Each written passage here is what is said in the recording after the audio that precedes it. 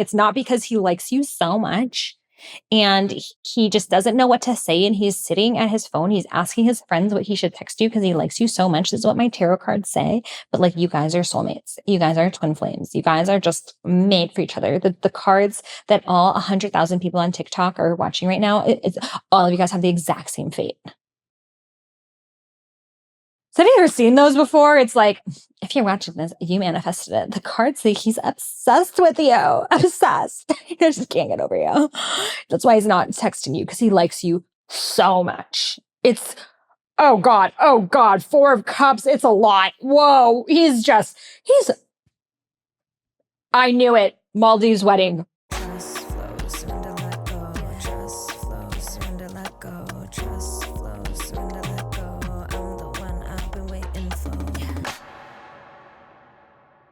We need to stop centering men around every single decision that we make, thing that we do. The reason why we're not being able to be present in this incredible experience that we're in, because we're thinking about whether he texted us back. We need to reclaim our power. Welcome back to the High Self Podcast. My name is Sahara Rose. And on this podcast, I love to take spiritual concepts, matters of the heart, conversations I'm having with my personal friends, and bring it to you here on the podcast. And this is a conversation I am having with so many of my single friends. And these are women who are successful, soulful, spiritual, sensual, like dreams of women like yourself. And it's, why can't I be happy in this incredible accomplishment that I have, in this beautiful life that I made, in this trip that I paid for? Why can't I be happy? Because all I'm thinking about is that I'm not there with my man. And before we drop into this episode, be sure to hit subscribe wherever you're listening to this podcast. That is the best way to stay up to date on the latest episodes. We've got this in video format, so if you're just hearing my voice, be sure to also watch our fabulous outfits on video as well on Spotify, YouTube, or the Apple Store. This is the best way to stay in the flow with future conversations and also allows the podcast to reach more people. So hit subscribe so I can keep vibing with you on all future episodes. Now let's get into this one. So I'm going to be speaking to this from a heteronormative perspective because that's mine. And looking at the natural biology of women and men, women tend to center relationships more. There is a biological component to this, but there's also a massive cultural and societal conditioning component to it. So I'm going to talk about where this comes from, why our brains are like this, and how we can move beyond. So if you have caught yourself in everything that you're doing thinking, I wish I was here with a partner. I wish I could find a man. This moment is incomplete because I have no one to celebrate it with. You're not alone. You know, I remember after my album launch party where I literally DJ'd and performed at Envision Festival, my first debut album. It's like pinnacle of my life, peak experience. It was off the charts, insane. After I came off that stage, and I was so fucking sad. I was so sad that I did not have a partner to share that moment with. Granted, 2 of my friends were with me. Lots of people came from all over to be there with me. I have a very full life, but there was still this sadness within me of like, oh, I wish I had a partner. And instead of being on the high of I just performed, I went into this low. I went into this low of when am I ever going to find anyone? Have you ever felt this before?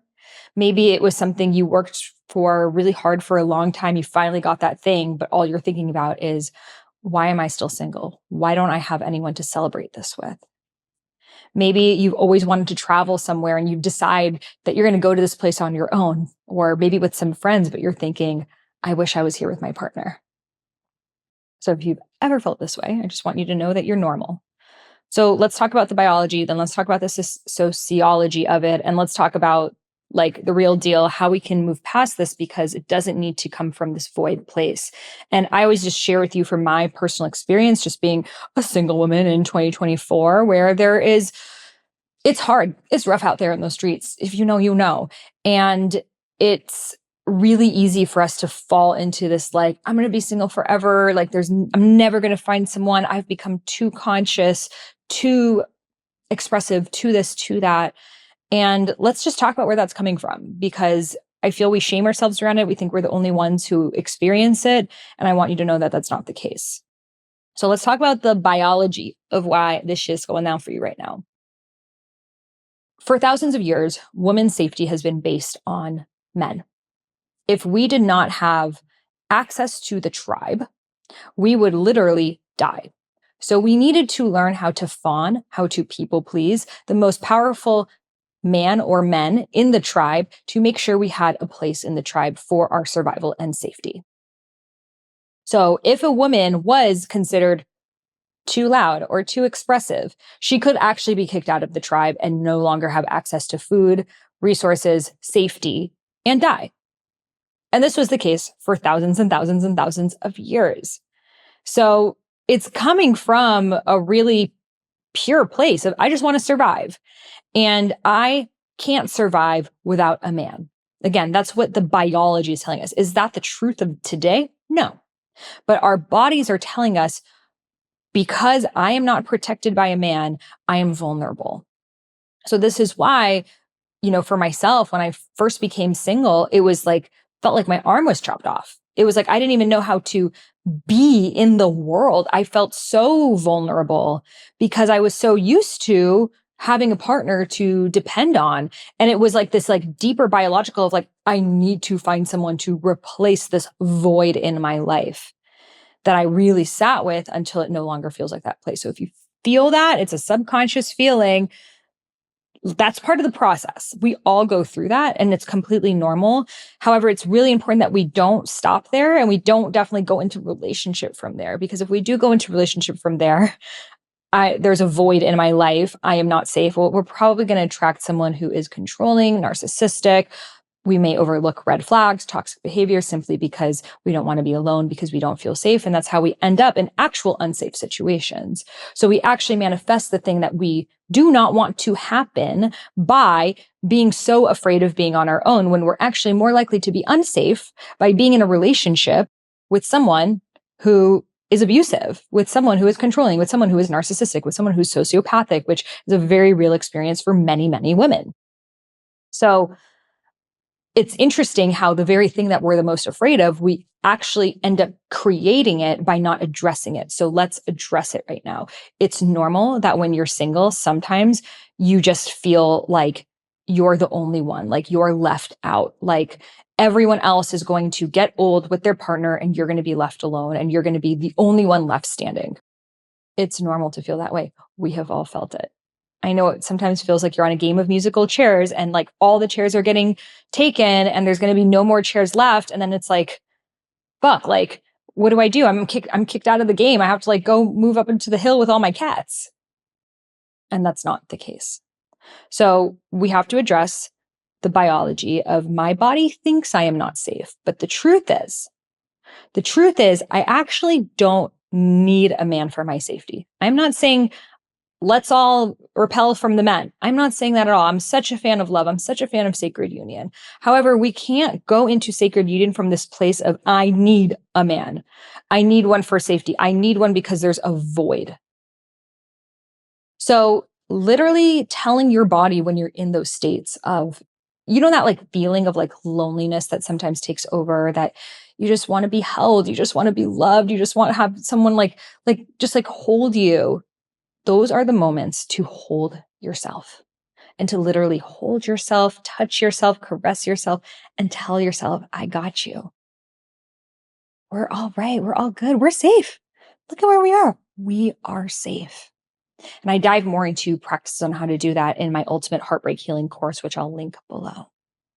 So now let's talk about the societal component. So the societal component is, for thousands of years, we have also been told by society that if you are not in a marriage, you are an outcast. You are a witch to be burnt at the stake. That literally happened to millions of women in Europe and then moved to Salem. And that's actually where I grew up, right outside of Salem, Massachusetts. I was always visiting where the witch trials took place because a deep part of me resonated with that archetype of, for sure, in a past life, I was a witch who was burnt at the stake for being too magical, too spiritual, too mystical, too out there. And so for many of us, we have this deep conditioning that If I am my full self, I will be too much for any man, and no man will be able to hold me. If I dress too much, definitely can't wear the top Sahara wears. If I dance, if I sing, if I, show a picture of myself in a bathing suit, if I express my opinion too much, if I have political beliefs, if I talk about money, if I make too much money, if I have a business, if I have goals, like all of these things, it's like, you're damned if you do, you're damned if you don't. Because then also, if you don't have those things, then we're thinking, what is he going to think? So do you see here, the key is that we keep centering what is he going to think as opposed to what do I want? And we have been so conditioned to be like that as a society that when we do see a woman who's wearing a cute little sexy top, we assume, oh, that must be for a man. You have to be doing that for attention, because I can't fathom a reality where you would want to dress for yourself. I can't fathom a reality where you like to dance because it feels good for you. I can't fathom a reality where you are doing anything for yourself, because it all must be for a man. So then if you're doing it, oh, now you're attention hungry. Do you see the thing here? So we have been so conditioned that every little thing that we do must be to acquire a man, because that will acquire and get our safety and space in society. Therefore, we simultaneously judge people doing those things because we think, oh, you're just doing it for the same safety that I'm actually trying to go for. I'm just trying to not make it look like I'm doing it for the safety. Catching on with me here? Calling all the certified lover girls out there, who's looking for a romantic or even steamy story that just opens up your heart and makes life a little bit more interesting, because maybe this love story is really about you. So you don't need to chase toxic men. You can just listen to sexy short audio stories that will open up your heart and allow you to reconnect to the romance of life through Dipsea. So they are an app full of hundreds of short, spicy audio stories that bring scenarios to real life. I'm talking second chance romances, adventurous vacation flings, maybe werewolves, Greek gods, fairies, whatever your thing is, Dipsea has a story for you. So for listeners of the show, Dipsea is offering an extended free 30-day trial when you go to dipseastories.com/Sahara.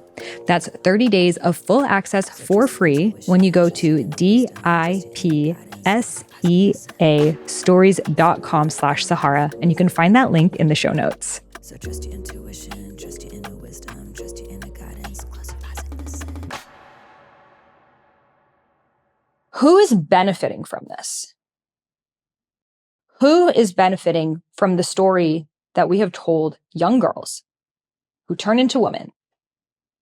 That if you're too expressive, if you're too bold, if you're too opinionated, if you take up too much space, if you talk too much, if you exist more than this little box and we have put you in, you'll never be married.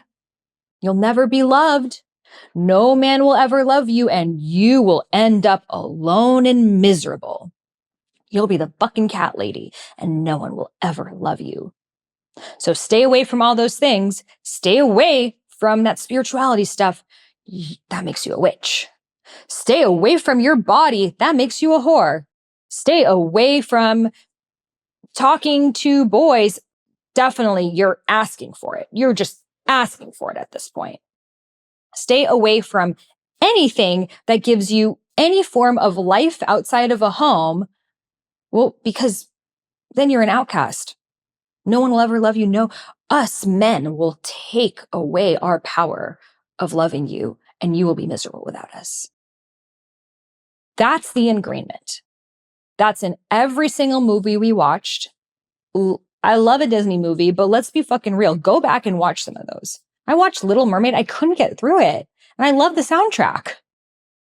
But it was just like, wait, she had to give up her voice to be with the guy? Ursula's like, okay, you can be with the guy, but you can never speak a word. And he's like, oh, a silent bitch. Love that. Do not let the patriarchy fuck up your vibe. As Lizzie Jeff says in our song, The Feminine is Rising. I'll link that song below. But you could see here how deep it is. Imagine our tiny little 4-year-old brains are being programmed with that. To be chosen by the Prince Charming, I must cut myself off from my voice. That's the only way I will be loved and I will be accepted and I will have the life that I want. And we might know this like consciously, like, yeah, of course, Disney movies fucked us up, but let's bring it back to now. Like, I'll be real. I just hosted a fucking festival, my own festival. Spiritual teachers, African dancers. I DJ'd. I live performed my album. Like 300 plus people came from all around the world, from Singapore, from Trinidad. It was like the best day of my life. It was so amazing. And I'm going to be real with you. The days before the event, I literally was barely thinking about the event because I was thinking about if someone texted me back. I'm embarrassed to say it, but I'm going to say it here because I know it's just a single girl who's watching this right now. I was thinking about some guy liked me. And I caught myself. And I'm like, Sahara Rose, you have your own festival. This is the biggest pinnacle of your career. You have worked over a decade for this moment. And you are giving up your power thinking about if someone who you literally just met likes you. And I was like, damn, if I, even with my career, even with my friends, am in this, I'm like, everyone must be going through this right now. And it's so fucking crazy because I talked to my other friend who was speaking at this event, powerhouse of a woman. She's like, dude, I cannot stop thinking about why I gave my number to these guys and they're not texting me because they said they would ask me on a date and they haven't asked me, is it me? She is a queen. And this is where her thoughts are going. That's where my thoughts are going. It's probably where a lot of your thoughts are going. We have so much going for us, so much beauty in our lives, friends, careers, and even if not everything's flourishing in your lives, it's like you've come a long way. If you're listening to this podcast, you're not the average muggle. Let's just say that. But how much of our mental thoughts do we give to romantic relationships? And if you're heteronormative, to men. And I have many male friends. I love men, but it's a different relationship we get when we're romantically interested in someone. All of a sudden, it's the games. All of a sudden, it's, does he like me? Is he going to choose me? And then we start to become the perfect version that we think he wants. Oh, I noticed on his Instagram stories, he loves basketball. So I'm going to watch basketball. Oh, he loves this style. I'm going to start dressing like this. And it starts with these little innocent things that we do. I'm going to take interest in his interests and, we'll have something to talk about. Starts there. And then it's, you go into it. Let's just say this guy loves basketball and you're like, I'm going to start learning more about basketball because then we'll have maybe he'll invite me to a basketball game. So I'm going to be like his basketball buddy. That's my plan. Because let's be real, we do that shit. We plan the dates in advance before he's even asking us. So you start watching basketball and then you go on a date. And then you're like, I love basketball. That 3-pointer that Stevenson shot was amazing. You say the thing. He's like, wow, I didn't know you love basketball. I'm going to take you to a basketball game. You're like, oh, I'm manifested. I did it. He's taking me to a basketball game. And then the whole basketball game, he's like, whoa, whoa, whoa. And he's like super in his mask and he's doing the thing. You're like, yeah. So tell me about oh my God, he shot the alley-oop. He did that. Wow, amazing. Like, yeah, cool, cool. So what do you like to, oh my God, the way he did that reverse. Da, da, da. And then, so you're not even being met, but you're like, okay, whatever. It was a seed planted. Now we're going to have this relationship. Well, he thinks it's a basketball relationship now. So every time you go out, he's like, let's meet at the sports bar. And then at the sports bar, you're trying to have this deep conversation, trying to be seen. He's talking about basketball or he's talking about other things. He assumes you're just a chill sports girl. And is he wrong? That's how you presented yourself because you really wanted the date. You really like him. But then your inner lover girl is starting to get dehydrated. She's like, he never really asks me how I'm doing. He never really shows interest in what I like. He's never gotten me flowers. He never really wants to spend quality time together. It's just always with his friends, sports bars, obviously he wants to have sex with me, but like he doesn't like deeply know me. I don't feel like he like values me. I don't feel like he does like anything romantic for me at all. Have you ever been there? And then what happens is you are now in this relationship with this person and your needs aren't being met and you're starting to feel resentful. And that resentful is coming off as like little passive aggressive, like, well, you never do anything nice for me. Oh, well, Willa's boyfriend gets her flowers every Sunday. Oh, well, Stephanie and her partner go to the farmer's market together. Oh, well, you don't even try knowing anything about my day. And these little comments and how men receive them is like, this is like a stab to my identity. Like, what are you saying? And then it creates more distance. So you're not really saying the full truth. You're just making these little comments thinking like I'm planting the seed, and he's taking it as you don't respect me. More separation. And then eventually the relationship will end because you're not going to feel seen, heard, met, understood, the very things you wanted a relationship for.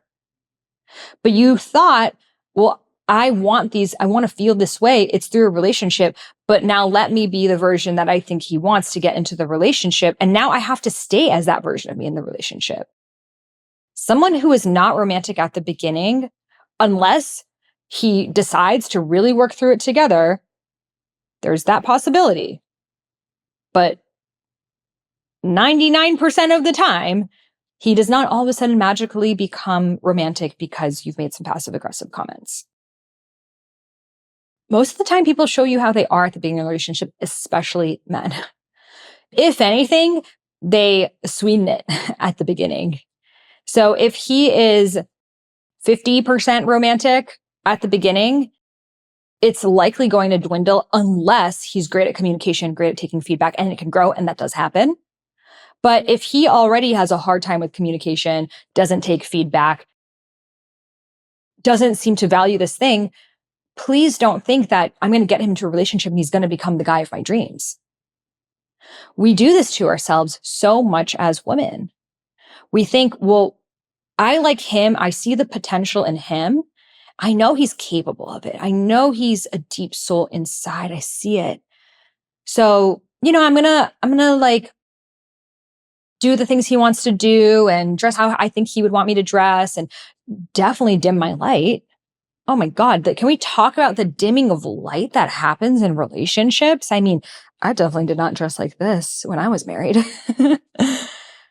And it's a two-way dance here.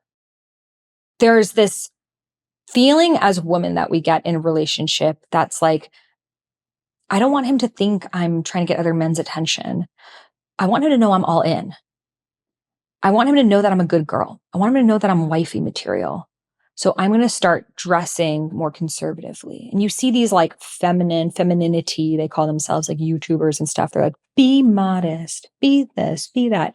Meanwhile, that exact guy who you're trying to get follows a bunch of OnlyFans girls and likely is cheating. I'm just saying, if you're going for someone who's only with you because you dress modestly, he clearly doesn't see you for who you really are. Okay.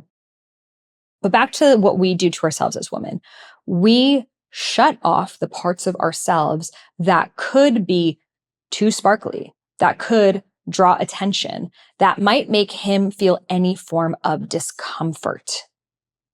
Because we feel, I want to secure the relationship. I want him to know I'm not talking to anyone else. So I'm going to dress the part. And again, there's beauty in dressing modestly. I come from the Middle East. I grew up family members wearing hijab.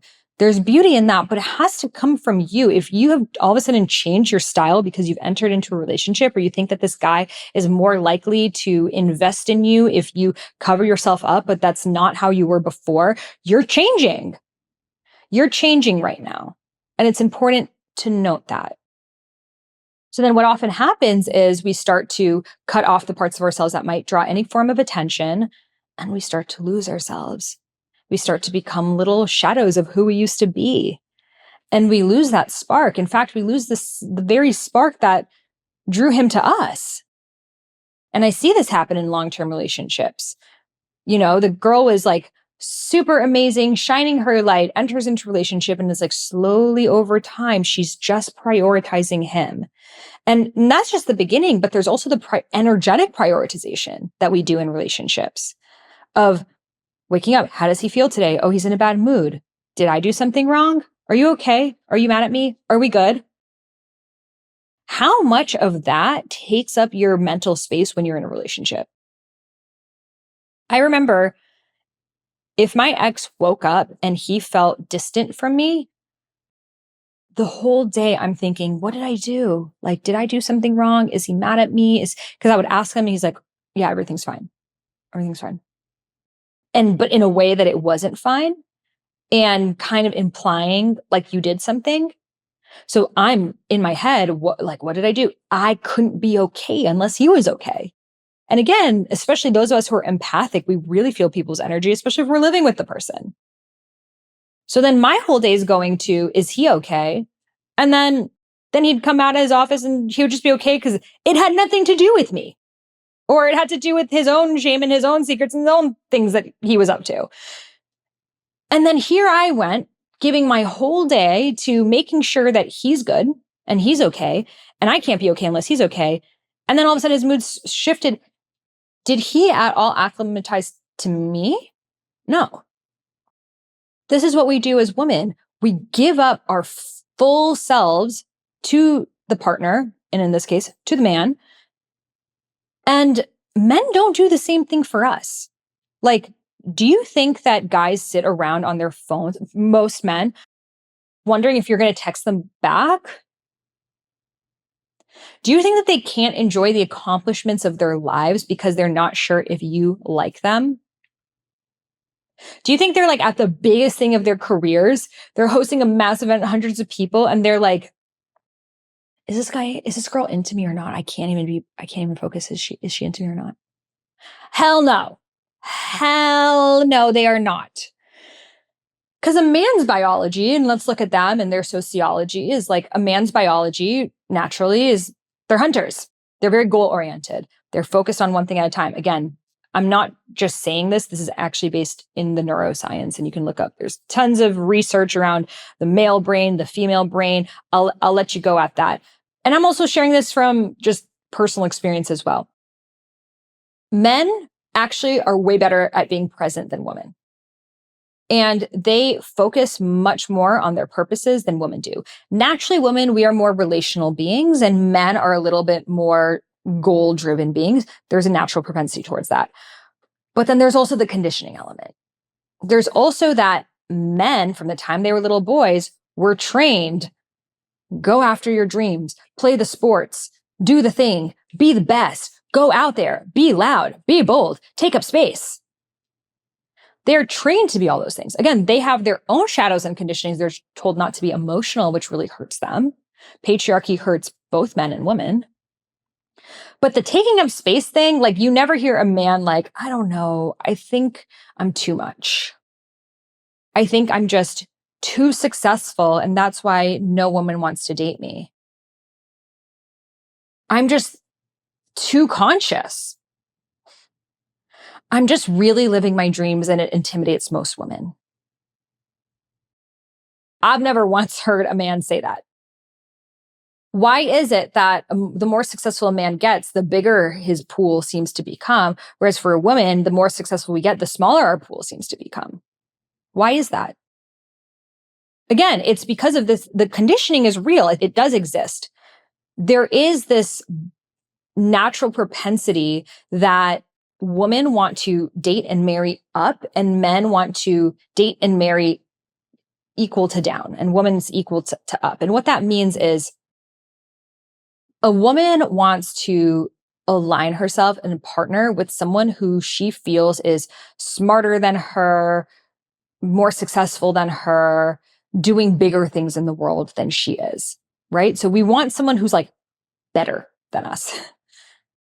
Men tend, again, biological and conditioning, want someone who's not as successful as them, not as successful maybe in the same thing that they're doing. So until we address this conditioning and what we're even considering success, we're going to keep finding ourselves in these loops. So for women, and I've had this experience myself and a lot of my friends who we are not just successful like externally, but like internally, it does feel harder to date. Like it does feel like, damn, it was way easier when I had less going on because there were a lot of men that were better at things than I was, And then when you become really, really great, it's like the pool is smaller. We can't deny that. I would be lying to you if I'm like, there are infinite numbers of men you can be with when you are a conscious, empowered, sensual, heart opened, woman. No, there aren't. There aren't. And it does become easier for men because we're trying to look up to someone and they're kind of trying to not look down, but men tend to want to feel further ahead. So wherever they are, there's obviously just going to be more people who have not gotten to where they are than for a successful woman who's gone somewhere that she hasn't gone. Does that make sense? And I know you know what I mean if you're like a single woman listening to this podcast. So I want to address that elephant in the room because until we address that is a real thing. But then what we do is we say, so then let me cut myself off from all of it. So let me cut myself off from my beauty and my success because I don't want to be too intimidating because I want to find a man. And then we little mermaid ourselves, of damn, it feels like I have to choose between my purpose and love. And I really, really want love. So I guess my purpose has to go away. The kind of man that you want to be with would never want to be with you because you've cut yourself off from your sense of purpose. The kind of man that you want to be with is not the majority of men. The majority of men who are just like, yeah, I just want to feel stronger than you. And that's the only thing that matters. That's not who you want to be with. The kind of man you want to be with is going to take longer to find. It's if there were so many of them, then this whole world would look very different. And the further along you do go in your spiritual journey, your dharmic journey, the pool does become smaller. But you want that because it means you're actually attracting a way higher and more in alignment caliber of person, right? Like if I just wanted to eat, I could go to many, many McDonald's. It's all around here. But if I want to have organic, grass-fed, gluten-free, paleo, vegan, there is one grocery store in town that has that. And it's only open certain hours of the day. So I could just say, well, most food out there is McDonald's. And it's true. Most food out there is McDonald's. Most men out there, you will not want to date. However, what you are desiring exists because everything in reality has its opposite. One thing cannot exist without its opposite. If you look at the light spectrum, it's like there is red and there is purple. There is light and there is shadow. There is night and there's day. There is winter and there is summer. Everything exists in pools. So if you exist, he exists. However, you are not going, I don't want to use the word find or even attract because there's no action you actually need to take for this. You are not going to be in calibration with him when you are coming from this energy of centering what you think a man would want, because that is not what he wants you in. He doesn't want to be with a woman who's making choices or covering herself or cutting off parts of herself because she thinks that's what she needs to be in relationship period. He wants to be with the person who is so fully her, that meets so fully him. And when the two yin and yang come together, it's in perfect harmony. But if you are this yin piece and he is his yang piece, but you are trying to change your shape and flatten yourself out because you feel like you're going to be too much, he's not going to fit into your space. Even if you find him, you're not going to be in alignment. You need to get to a level where you are so fully yourself, unwaveringly. And I say this because I feel like sometimes we get these peaks of ourselves of like, oh my God, like this is who I really am. And we like share a video of ourselves, like speaking our truth or dancing, or, we go out and we coach someone or whatever the thing is. Then we go back into, what will they think? It's too much. They're going to judge me. I can't dress this way. I can't talk this way. I can't show up this way. And we put ourselves back into the cage. If you are trading your liberation for love, that is not love. That is perceived love. Because true love will never have you sacrifice your liberation. True love is liberation, because the only way to be in true love is to be your full self, your full 100% unapologetic, full spectrum, take up all of the space, let all of the parts of me be seen self. Like without that, it's not true love. Even if you're in it, you're in the basketball relationship. You're not in true love. So if what you want is to truly be in love, to truly have sacred union in this lifetime, the predecessor is to be your full self, including the parts of you that will repel some men. You want that. I used to think, oh my God, like, what will guys think of my podcast? I remember I matched with some guy when I was living in London, and he was a very cute guy. And the episode that came out that week is God is my Dom. And this guy was from the Middle East. And I am like, what is he going to think of my podcast? Like, I'm literally talking about having kinky sex with God in this episode. Like, this is a lot. What is he going to think? Oh my God, I need to like mute him from my story so he doesn't find out about my podcast. Yeah, like that's off to a really great start, right? I actually did mute him from my stories. I'm going to be real. And then I ended up meeting up with him, and it was like total friend vibe. Like it was, he's a very nice guy. It was just like, so then I didn't really care, and I unmuted him from my stories. And since then, he has like become my biggest fan. He loves everything I do. He's always liking my stuff. He's so sweet. He's so supportive. And here I created this whole story around, I'm going to be too much for him. He's going to hate me. It was bringing up all of my like Middle East Muslim conditioning of what's he going to think about me and da-da-da-da-da. And I was like going into a full spiral, and I was like, he cannot know this about me. Meanwhile, simultaneously wanting to date him. Like what? But I'm being honest with you, this is where my thoughts were at last year. And so once that wall was gone of like, oh, I don't even want to date this person, I can just be my full self. It was me being my full self that was attractive to him. The parts of me that I tried to hide were the parts of me that actually ended up being the most interesting. And today we're just friends. So I share this because sometimes we create a story around, if I share this part of myself, I won't be loved. I won't be accepted. I'll be castrated. I'll be alone forever. So I want you to think about what that is for you. Is it the way that you deep down inside want to show up on social media? The things that you want to talk about? The ideas you have, the way you want to dress, the way you want to dance, the way you want to sing? What are the parts of you that you feel like are too much? That if I show this part of me, he's going to think I'm way too much, and I have to limit this. People can't know this until later on. I have to reel it in. Once I'm in the relationship, then I can show him this part of myself. What's that part for you?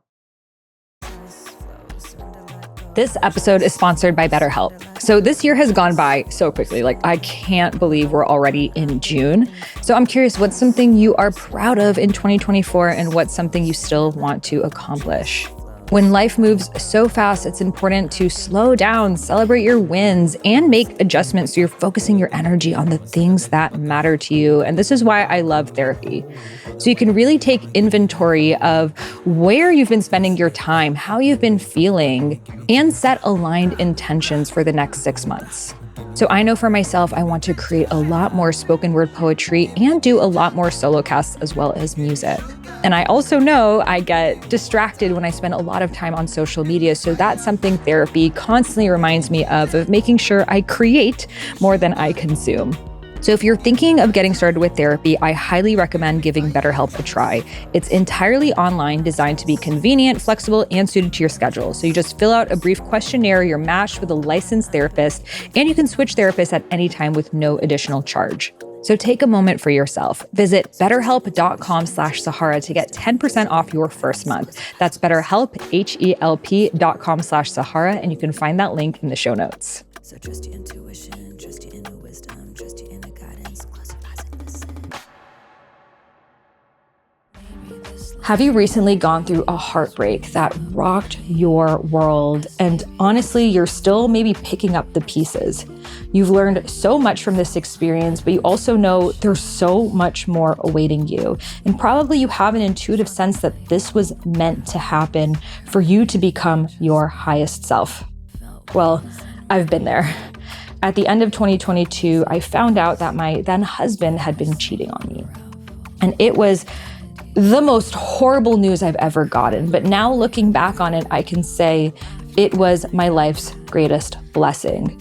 Because without that, I would have never left the marriage, where honestly, we were quite incompatible in many different ways. But it took me getting to that level for me to actually see what was not working in the relationship, and for me to set off and create this new life where I traveled the world for a year, started producing music, singing, rapping, dropped an album called My Body is an Altar that has hundreds of thousands of streams around Spotify, creating music videos, moving to LA, dressing in these really cute outfits, becoming my fullest expression, and most importantly, not having anything in my consciousness that I'm afraid of anymore. I have become truly liberated. And that is the gift of a heartbreak.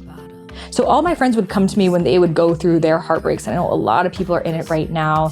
And this is why I've decided to create my ultimate heartbreak healing course. So it guides you step by step with the exact tools and realizations that I used on myself during my heartbreak that have allowed me to not just heal from it, but become this version of me that I am frankly obsessed with. So for 33 days, every single day, I will be guiding you through a practice.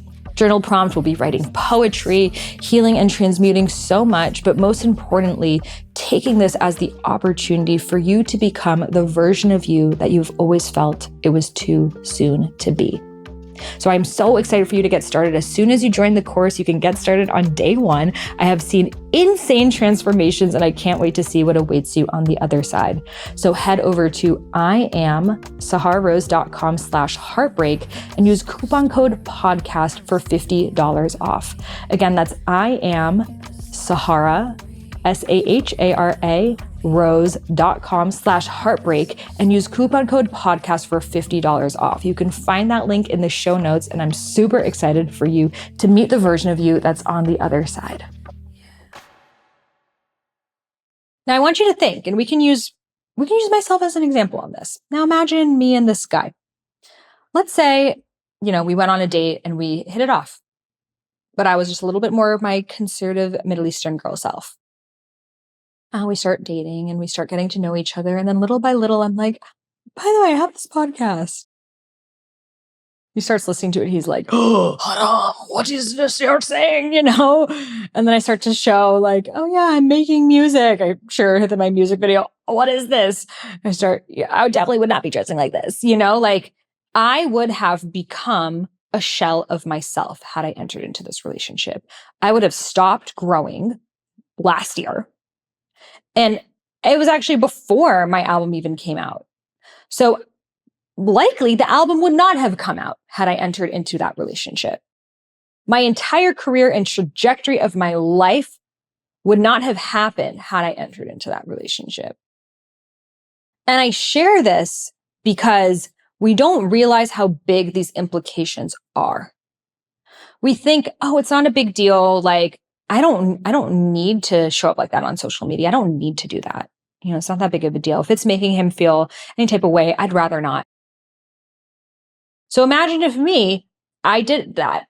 I would not have released any of the episodes I've had in the past year. I would not have stepped into my music career, which is the thing that has given me the most self-love. And I would definitely not be here sharing this wisdom with you in a 2000s pink little cute top here, So I share this because I do believe that God actually protects us and blocks us from the relationships that it knows will delay our progress, but it's up to us to listen. Like, we can just choose to ignore the signs. We can choose to be like, but I really want to be in love. I just really want to be in love. Like, I just miss being in love so much, and sacrifice our liberation. And then we would never get to the next iteration of our dharmas, of our soul's purposes. So I believe a lot of us actually are purposely being guided and protected by God, the divine source, the universe, to sit in the mystery school of being single, to sit in that mystery school of what is it like to be so fully myself without anyone else influencing how I show up, what I say, how I dress, what I post, what I think. Like, to be so fully you and to be in it for however long it takes for that to become your norm. So when you do find someone, you don't start quivering or start to get into their head of what you think they want you to be and becoming that person. Because by doing that, not only do you end your progress, but you also end the potential impact you would have had on everyone else. Me entering into that relationship would have delayed all of the impact that I've made on all of your lives since then. So that ripple effect is real. Of like, sometimes as women, we're just like, there's this part of us that's just like, but I just want to be loved. And like, if it's between my career and love, like, of course I'm going to choose love. And there is a huge difference between capital L, like love, universal love, the energy of love, which is the purpose of our lives. It is the highest vibration. There is a difference between capital L love and lowercase love that we put into romantic relationships. And not all relationships are created equally for show. True love, capital L love, is love for the self and love for the divine, not love for myself of like, oh my God, I'm so amazing, but like love for the fact that I'm fucking alive and I'm showing up with such courage every single day to do the most that I can to be of service for humanity, despite everything that I have overcome. Like, damn, I got me. Like, that is love. True love, universal love, is beyond relationships. Love is relating, not relationships. Love comes in experiences with other people, but it's not encapsulated to that experience. It's easy to feel the energy of love when you are in romantic relationship with someone because it's so palpable. You're literally feeling your heart chakra expand. You are feeling yourself being mirrored back by that person. It's like all of a sudden this energy of love that's always there, it's in this container. So imagine if there was like, all of this helium in the oxygen, right? Like, there probably is helium in our air right now. But imagine if I took all of the helium in this entire room and I put it in a balloon. Well, now I have a helium balloon. And that balloon can even float. It's like made of something else, it seems, right? It seems this balloon is this special helium balloon. Wow, I've never seen something like this before. It's never existed before. But actually, that helium was in the air. It was all around us. We've just contained it now into this balloon, and now it's flying. But actually, we were breathing that helium in all the time. It was just mixed in with oxygen and hydrogen and all the other things in our air. So I feel like that's like a really good analogy. I actually love that I just came up with that, because love is everywhere. Love is all around us. Love is in your friend who texted you asking you how your day is. Love is in the way that your dog or your cat looks at you. Love is in hearing your kid or your niece or nephew or any child laugh. Love is in watching two old people just like hold each other's hands, walking down the street, helping each other in the bus. Oh my God, I cry. Love is in everything. Most importantly, love is in how loved you are. You are so loved and held by the divine. You are so loved and held by God, your spirit guides, your ancestors, your angels, all of the unseen beings that have your freaking back. Like, if only you could actually feel how loved you are and how divinely protected you are, you would never second guess yourself again. And you would say, thank Goddess for making sure that guy didn't text me back, because he would have been a huge freaking distraction. I did not see it because he just looked like my childhood crush. But thank you so much for making sure something came into his subconscious that it was not meant to be. Even though I was thinking about it for a few days, I did definitely give it a lot of my energy, but thank Goddess it didn't happen, because then the veil, the illusion broke, which, by the way, you know, when you have a crush on someone, it's like a veil goes over you. It's like you're drunk. It's like you're high. You're not seeing clearly. You're seeing that person in these special pink glasses. And then all of a sudden, the glasses come off. You get sober. You see them who they are. And you're like, what the fuck was I smoking? Oh my God, the moment of freedom that happens when your crush is done. Whoa, I'm like, finally, I got my thoughts back. Whew, that was exhausting. So let's not give up all of our power to someone that didn't earn it. Let's not give up like all of our thoughts to something that like might not even happen. Let people earn the space in your mind. Men do that shit. Men do not sit around thinking about us all the time. They don't. They're focused on other things. When they say, I forgot to text you back, I think they actually did a lot of the times forget to text you back, or they were trying to slow play it because they have the other situationships going on.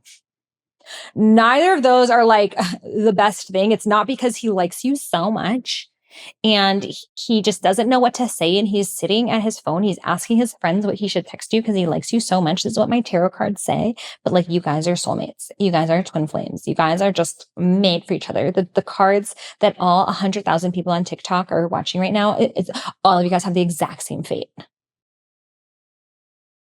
So have you ever seen those before? It's like, if you're watching this, you manifested it. The cards say he's obsessed with you. Obsessed. He just can't get over you. That's why he's not texting you, because he likes you so much. It's, oh God, 4 of Cups. It's a lot. Whoa. I knew it. Maldives wedding. He's planning your Maldives wedding, and he's just taking his time right now. He's taking his time. He's going to come back. He's going to come back. Trust me.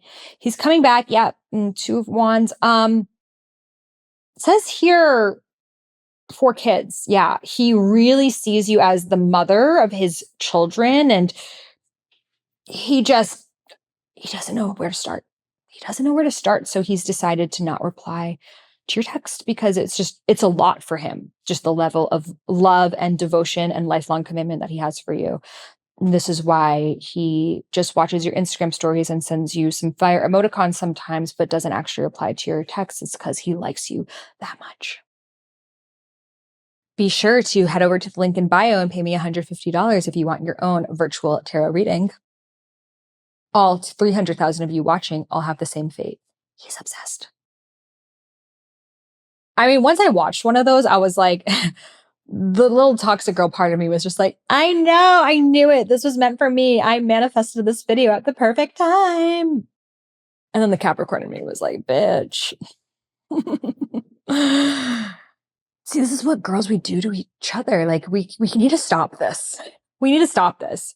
We've gotten a little too Delulu for our good. Let's be Delulu around how amazing we are and how much our dreams are going to happen and how like incredible everything in our lives are going and how hot and beautiful and glowing our skin is and just like how incredible we are at everything. Let's like get more Delulu about that and less Delulu about this guy being secretly in love with us and that's why he's not doing anything about it. I know this saying people don't agree, but like, if he wanted to, he would. Because we've all experienced men who are into us. They showed us. Likely you didn't like them back, but they showed us. So that guy that you're putting all your time and energy towards, he's just not thinking about it. He's just not. And energetically, us obsessing over it is actually pushing it away. It's pushing it away because it's putting him on a pedestal. And then if he's up here energetically and we're down here, he's already winning. And I really believe we can like telepathically feel how someone feels. So if you are subconsciously sending him a message of, I need you, you're better than me in everything. In fact, I feel like you're out of my league. Well, that's the energy that he's going to feel. And then he's going to be like, well, I'm out of her league. So who do I like? And he's going to be yearning for someone who's ignoring his texts. And the shit goes on. So instead, let's just take a little sacred pause, I think, from this, like, I feel like this dating game is getting, I don't think dating works. I'm going to be the one to say it. I don't know how I'm going to meet someone, but I don't think it's going to be through going through 100 fucking dates. I think this dating world is a lot of avoidance. It's a lot of surface level. Like, do you fill the void in my life and how?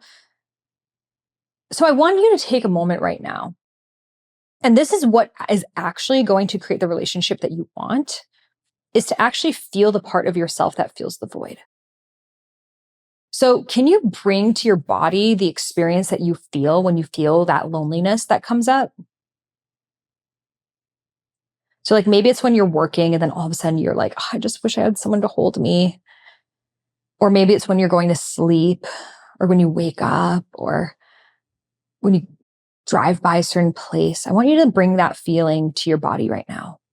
And we're going to use my triple E method for my embodiment certification at Highest Self Institute. We're just going to go into it right now. Where in your body do you feel this void? Where do you feel this loneliness? If you could point it at a place in your body, can you bring your hand there?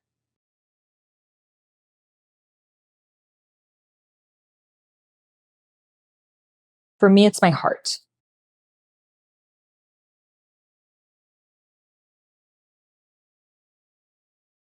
And now I want you to really feel into this place. What color is it?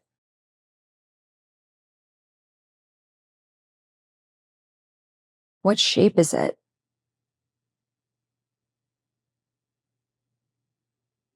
What texture is it? So for me, when I did this practice on myself, it was this black hole in my heart that felt like this empty spot that only a romantic relationship could fill. Does that feel like that for you? What does it feel like for you?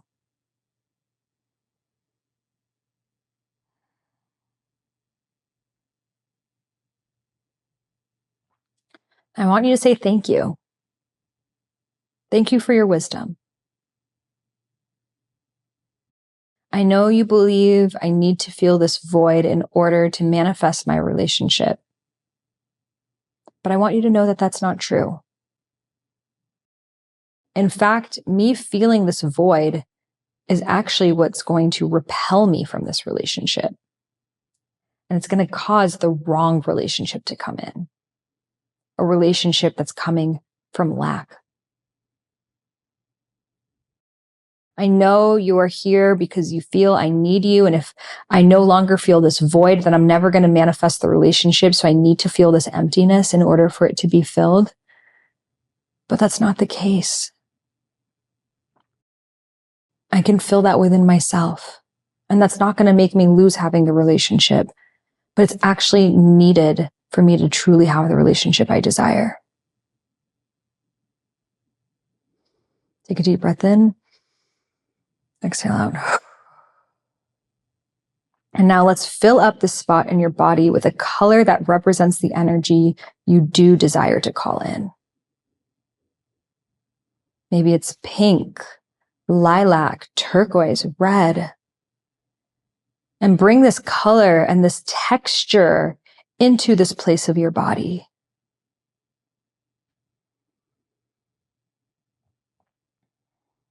And fill it up and let it spiral all around. Really filling this void with this beautiful new energy that is all yours.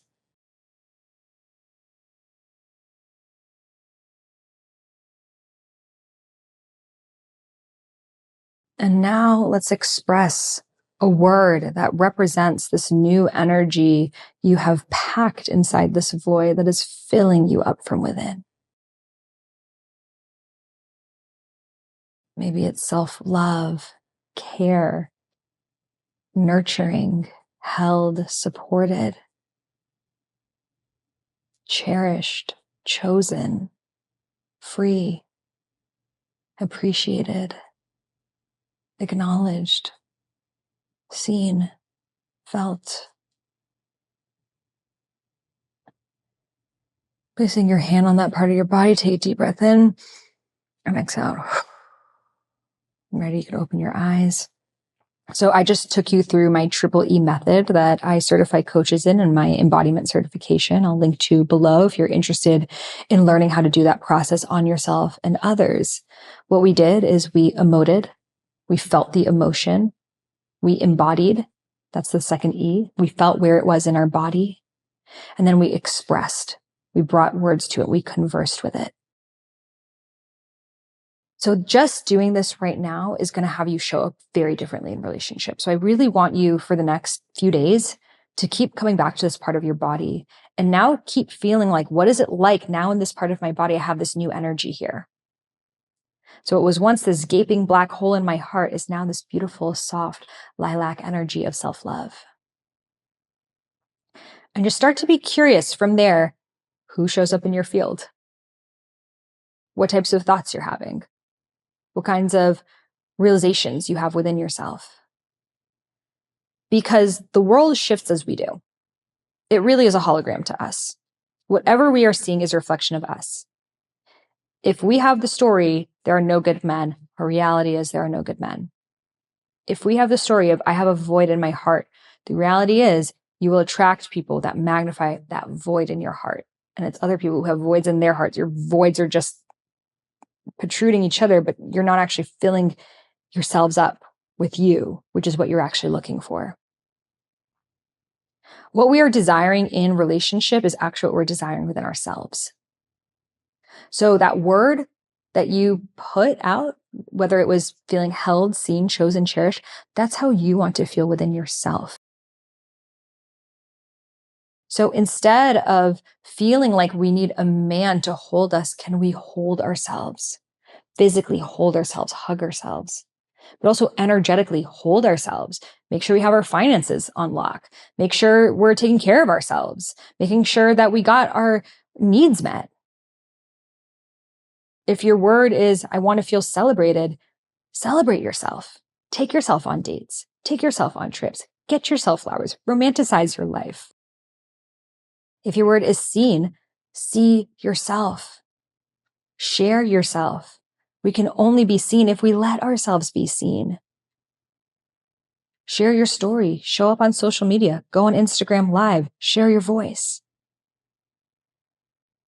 We use relationships as this like playground of, I really want to feel this way, so let me find a relationship to feel that way. But then we're always going to be looking for that relationship to feel that way when it was really our opportunity for ourselves. You know, I shared that last year I was very attracted to Afrobeats music producers. That I was like, that's for sure who I'm meant to be with. Why? Well, I started to produce Afrobeats music. I knew I had that gift within myself, but I didn't know it was dormant within myself. And so once I started to produce my own music, singing, rapping, putting out my album, My Body is an Altar, the attraction went away because I no longer needed that. I'm like, wait, I don't need to date someone to make music because I'm making music. I'm the person I wanted to date. I became that person. So be really curious with who you're attracted to, because that is a quality you desire within yourself. And fill yourself up with that. Come back to that place in your body. Use a color, use a word. That's what I love about the triple E method. It's not just thinking about it, but it's actually embodying it. Because our bodies know. Our minds can tell us, oh yeah, I'm ready for a relationship. But our bodies might say, I'm really freaking scared. And until we address what's happening in our bodies and emote, embody, and express, we're going to keep repeating the same story.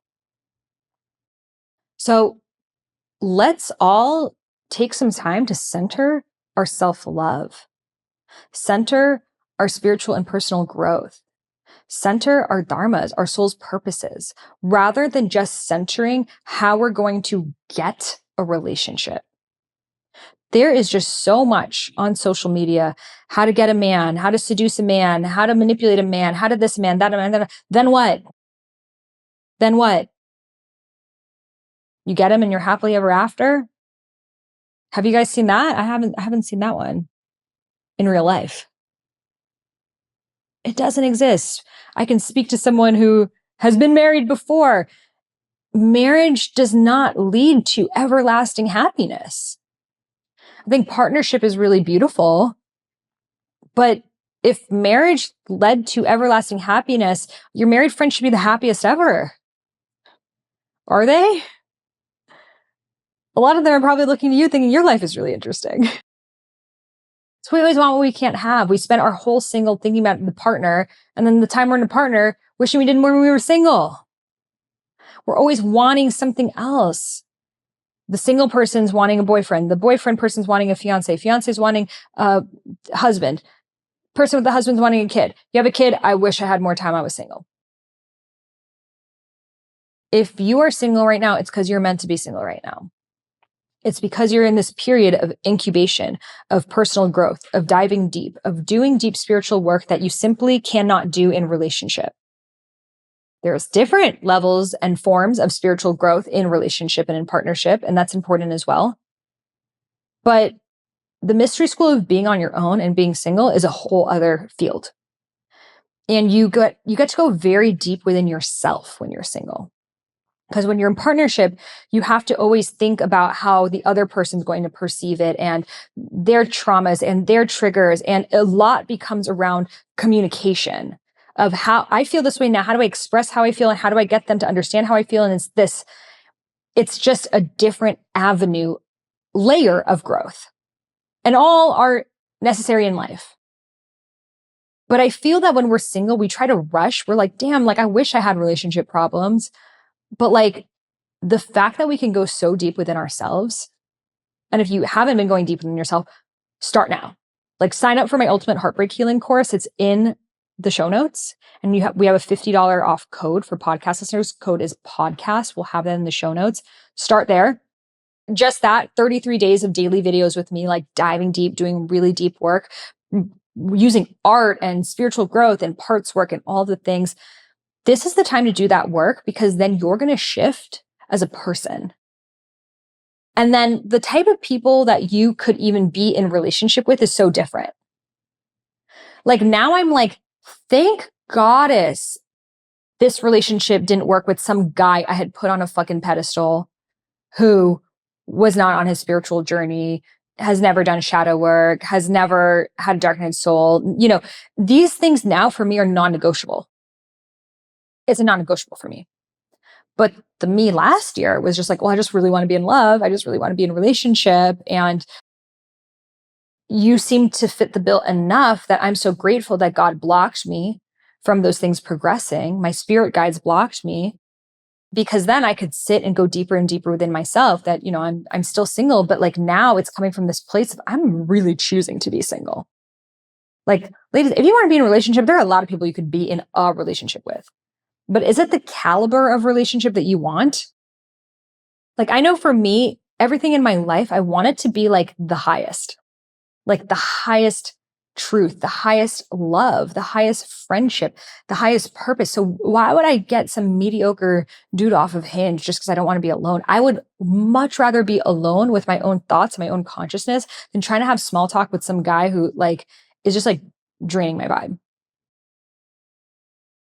So if you're not at that place, genuinely, I really want you to get to that place. And it took me a long time to genuinely be at that place of just like, I actually am really choosing to be single right now. And when you get there where you really are just like, I know one day I will fall in love. I know that this love story doesn't end of like, and then Sahara Rose was single for the rest of her life. Instead of a lot of cats, she got a lot of dogs. I actually do want to have 7 dogs. That would be a dream come true. But I trust the intelligence of love. This is just what it's going to be like forever. And that's not the case. I love having friends with kids because with kids, you can really witness the different chapters. Like every time you see them, they're like 2 inches taller, different personalities, different interests in like different worlds. And sometimes we forget that we also are going through different seasons and chapters. Do you remember a point of your life that you were in a relationship that you were like, okay, this is just what life is? And here you are now single. Probably didn't see that coming. And one day you're going to bump into someone and you probably didn't see that coming either. And this chapter is going to be gone. And what I really don't want for you is to be like, damn, I wish I enjoyed it more. I wish I put more of that time and energy towards my dharma, towards my purpose, towards my hobbies, towards the things that make me come alive. I wish I traveled more. I wish I spent more time with friends. I wish I self-cared more. I had all this time and space and all I did was cry that I didn't have a partner. And now I have a partner and he's amazing and all the things. I'm so happy. But like, I also know that he's not going to solve all my problems. And I wish I just enjoyed that chapter of my life more because now it's just gone. Being single is such a gift. You have been given like time at the temple. It's like, it's you and the goddess. And what a gift it is. It took me a really long time to get here. And now that I'm here, I'm like, thank goddess for it. Because when you're single, you grow and you shift and you evolve more than ever before. And you can be the person that you really want to be. When you're in a relationship, sometimes it can feel weird to be like, okay, all of a sudden I'm going to start dressing like this, talking like this, acting like this. They'll be like, what? Who are you? And we're afraid of doing that because we don't want to lose the relationship. When you're single, you don't have anyone else to like hold yourself like attached to. You can change everything overnight. And that's like literally what I help you do in the ultimate heartbreak healing course. You can change all of it. So then the people that you meet are meeting this version of you. They didn't know the old version of you. They are meeting this version of you. And if they're not okay with the way that you dress or the things that you post online or your work, they're not going to be a fit. And there are men out there who are all about it. I know so many men, like so many of my like best friends now are guys, and I love talking to them. And they're like, I love when a woman's in her full power. I love a woman who deeply knows herself. I love a woman who's liberated. And those are the kinds of men you want to go for. They're fewer and far between, for sure. They are like a rare breed. They exist, just like you do. So let's stop sacrificing our liberation for perceived love, because that is not what love is. Love is your commitment to your highest self. So I see you. We're in this together. And the best is yet to come. So remember, this love story is really about you. So check out my album, My Body's an Altar, which really are anthems for the spiritual single girlies. Self-love anthem, Glow Every Hora, My Body's an Altar, which is about seeing yourself as a sacred site. It's on Spotify, Apple Music. I've got a music video, which is really about me embodying my full spectrum and dancing with snakes, my inner shadows, and integrating them. So I'll link that below. Ready to take the next step, my ultimate heartbreak healing course. This course in 33 days teaches you step by step how to make your greatest heartbreak into your biggest heart opening and to have the biggest glow up, phoenix rising from the ashes transformation of your life. And my embodiment coach certification waitlist is also available for you below. So take action, use this time. It is sacred and it is yours. And I'm so excited to see this love story and who you become. All right, please subscribe to the episode so we can stay connected. And I can't wait to see you on the next one. Namaste. Trust your intuition, trust your inner wisdom, trust your inner guidance. Close your eyes and listen. Surrender, let go. So trust your intuition, trust your inner wisdom, trust your inner guidance. Close your eyes.